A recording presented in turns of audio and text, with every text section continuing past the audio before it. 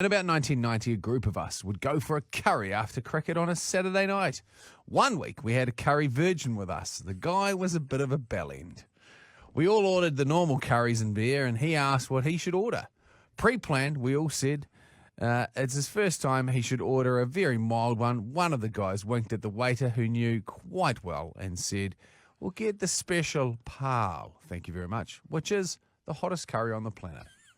The main courses arrived, and as we tucked in, we all started saying that our curry was too hot and we'd wished that we'd got the pal starter curry like him. After a few minutes, we noticed he was beginning to sweat. He was getting redder and redder, sweating like a loon and making weird noises. We inquired how his food was, and he mumbled, "This is bloody delicious."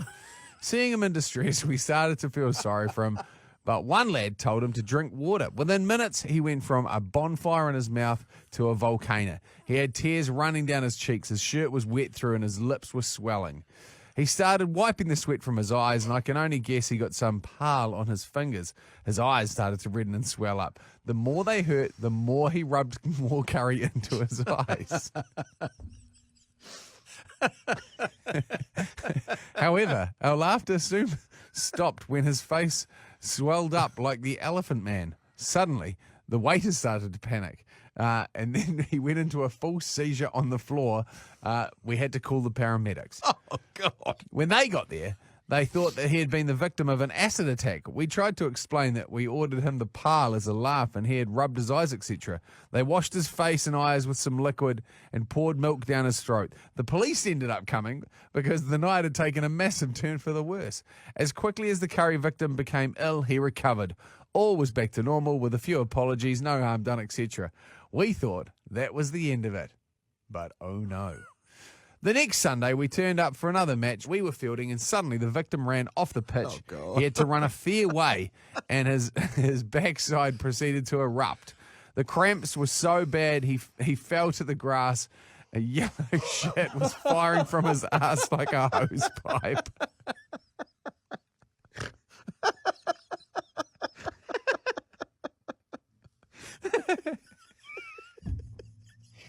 The volcano.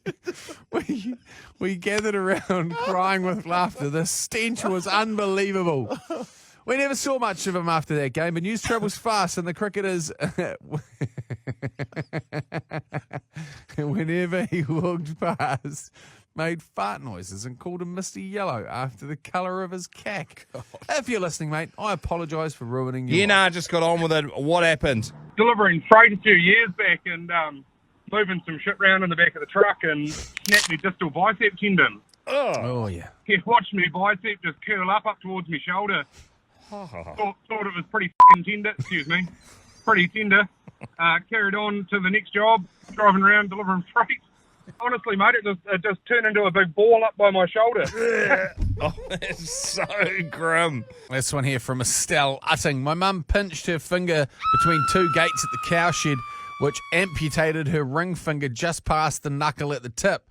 She rubbed some udder cream on it, finished hosing out before shooting off to feed the calves, then drove herself to ED. She's back in time for afternoon milking, and that's when she found the end of her finger still stuck in the gate. Chicks are tougher than dudes. Another example, Jennifer McIntyre. Was out riding my horse.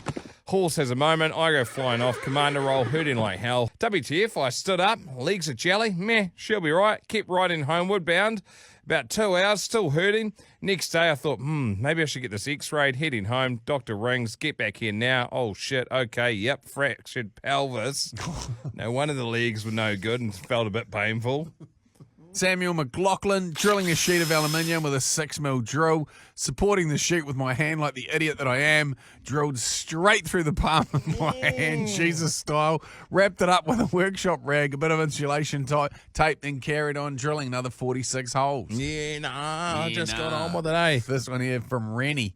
On my wedding day, for our first dance, my husband decided to surprise me with a little romantic dip at the end of our dance. So right at the end of the song, I was bent back, but my right leg and knee They didn't decide to bend. It dislocated as I went down and then popped back into place as quickly as he brought me back up. My knee swelled up to the size of a basketball in seconds. I carried on with the party and a little bit more liquid courage. Went to A&E the next day where they were properly in awe and scared I hadn't immediately come in the night before. I went on my honeymoon in a leg brace, pushed around in a wheelchair for 7 days at Disneyland. At least I got to see things at a kid's level. Daniel just texting as well. Similar to the chick's mum that lost her finger while milking, I got standard milk in my coffee this morning instead of the coconut milk I requested. I didn't even say a word. Just got on with it, eh? You don't build them like that anymore, Nathaniel. Bullet.